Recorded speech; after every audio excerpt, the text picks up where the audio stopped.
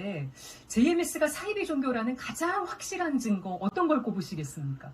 뭐 빗자루를 메시아로 믿어도 그건 종교의 자유라고 할 수 있겠지만 이 단체가 사이비라고 하는 거를 넘어서는 게 교주라고 하는 사람이 전문적으로 오로지 성범죄만 벌이고 있고 그 성범죄 피해자를 다시 납치하고 폭행을 하고 테러를 하고 이 수준이면 이건 종교단체라고 보면 안 되지 않습니까? 범죄단체죠. 그래서 사이비를 넘어서는 범죄단체라고 봅니다, 저는. 네. JMS가 주로 성경 공부로 신도들을 포섭한다고 들었습니다. 그러니까 들어가면 30개론부터 배운다는데 어떤 내용인지 궁금해요. 어떻게 신자들을 세뇌시키는 겁니까? 그러니까 그 30개론을 크게 통과하는 흐름이 뭐냐면 성경 전체가 비유로 써 있다라는 겁니다. 네. 그래서 그들 주장은 기성교회라든가 카톨릭 이런 곳은 이제 아직도 문자 신앙을 하고 있는 어리석은 사람들. 그래서 자기들은 이제 훌륭한 정명석 선생님을 모시기 때문에 성경에 쓰여 있는 비유를 다 풀었다. 예를 들면 성경에 보면은 이제 예수님이 구름을 타고 다시 재림을 하신다라고 되어 있는데 성경에 있는 구름이라는 단어를 여기저기서 빼와가지고 뭐라고 하냐면 구름은 사람을 비유하는 것이다. 깨끗한 사람을 비유하는 것이다.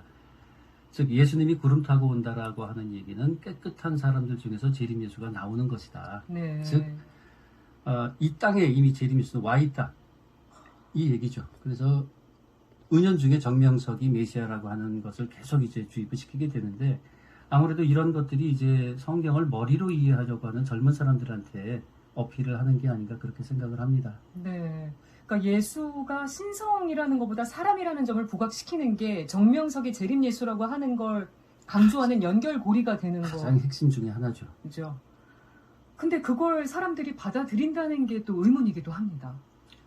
그래서 이 젊은 사람들이 혹하게 빠질 만한 요소가 있다고 저도 생각을 하고 또 단순 교리뿐만이 아니고 인간적인 친밀감을 통해서 사람을 옥죄어가는 과정이라고 저는 생각을 합니다. 이 사람들의 이 사람 속이는 수법이 40년이 왔기 때문에 네. 그 축적된 노하우를 그렇게 쉽게 여겨서는 안 되지 않나 저는 그렇게 생각을 합니다. 네. 교수님 책을 보니까 남녀 교제도 정명석의 허락을 받아야 된다고 돼 있던데 지금도 그렇습니까? 그렇죠. 그게 JMS 교리 핵심 중에 하나인데 인류의 원죄가 성적인 타락이라고 가르칩니다. 이것도 뭐 요상한 비유를 통해 가지고 아담과 하와의 인류의 원죄가 이제 선악과를 따먹었다는 게 성적 타락이고 그래서 원죄로부터 회복하는 방법이 뭐냐면은 정명석이가 이 성경의 비밀을 풀었고 그래서 재림 예수인 정명석을 받아들여서 정명석이 짝지어주는 남녀가 결혼을 하면은 원죄에서부터 회복이 되는 거다. 이런 교리를 가지고 있기 때문에 그 사람들은 합동 결혼식을 합니다. 축복식이라고 말하는데 네. 지금까지도 이제 재림주가 찍어주는 커플들끼리 결혼을 하고 그 과정에서 교단은 엄청난 이 경제적 이익을 확보를 하죠. 그렇군요. 정명석의 성범죄로 임신을 하고 낙태까지 한 여성들이 적지 않더라고요. 혹시 규모가 파악된 게 있으십니까? 낙태를 하고 임신을 한 케이스를 분명히 저도 확인을 한 바가 있습니다만 그건 워낙 은밀하게 이루어지기 때문에 규모가 어느 정도라고까지는 제가 말할 형편은 아닌 것 같습니다. 네. 아니 뭐 낙태 시술을 받을 산부인과까지 전해줬다는 얘기도 있더라고요. 그러니까 80년대 초반에 정명석이 여자 의대생을 성폭행을 했죠. 그리고는 이제 그 여자분이 산부인과 전문의가 됐고 정명석과 성관계 갖는 워낙 성관계가 문란하다 보니까 정명석 때문에 그 산부인과 의사 병원으로 여성들이 자주 갔었었죠.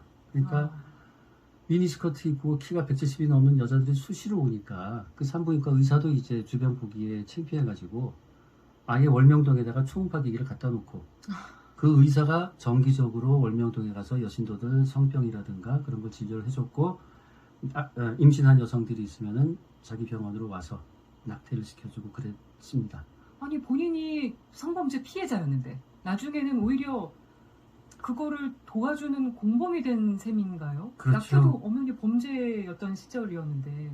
그래서 이제 그분이 그런 행동을 하시다가 2000년대 초반에 정명석이 한국으로 잠깐 돌아와서 신도들 앞에서 자기 성범죄를 부인하는 걸 보고 그 산부인과 여성분이 이건 도저히 아니다 싶어서 저게 사람인가? 그분 표현대로라면은 네. 저건 마귀다. 그래서 그분이 이제 탈퇴를 하셨고 지금은 혼자서 병원을 하시는 걸로 제가 들었습니다. 네. 책에서 범죄 종합 세트라는 표현을 쓰셨더라고요. 우리는 뭐 성범죄로 많이 알고 있긴 합니다만 다큐를 통해서 다 전달되지 못했던 정명석의 범죄 어떤 거 좀 더 얘기하고 싶으세요? 얘기를 하고 말씀을 드리고 싶지만은 그랬다가는 이 방송국이 뭐 징계를 받지 않을까. 워낙 그 엽기적인. 정도까지. 그럼요. 이거는 짐승도 안 하는 짓을 하니까.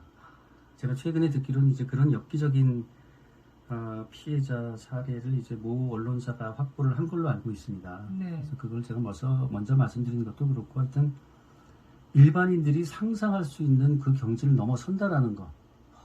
정말 제가 그래서 저는 정명석의 범죄 행각을 보고 제 귀를 씻고 싶었습니다. 납치와 사기 이런 것도 뛰어넘는 범죄. 그럼요. 그래서 제 귀를 씻고 싶은 심정이었으니까. 콘크리트 신도들이 있다고 들었습니다. 그러니까 정명석의 성범죄나 뭐 실체를 다 알고도 오히려 묵인하고 방조해주는 신도들, 그리고 끝까지 지지를 보내는 신도들, 그 이유가 뭔지 궁금하거든요. 저도 뭐 제가 관련 분야의 전문가가 아니기 때문에 저도 그런 사람들이 이해가 되지가 않습니다.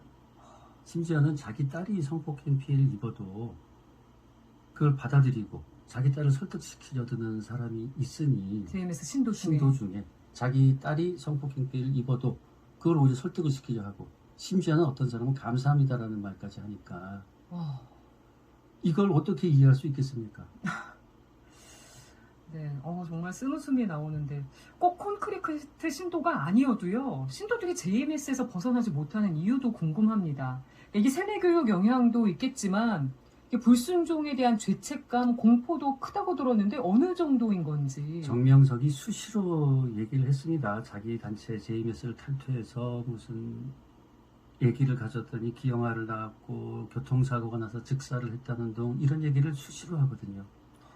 그러다 보니까 그 탈퇴에 대한 공포감 때문에 아까 말씀드린 것처럼 JMS는 합동결혼식을 해야 되기 때문에 남녀 간의 교제를 금지를 합니다. 네. 그런데 JMS 부부가 결혼을 해서 딸을 낳았는데 이 딸이 남자친구를 사귄다고 해서 그 딸을 아버지가 목을 조르고 팔을 들고 협박을 하고 감금을 하고 그런 케이스도 제가 봤습니다.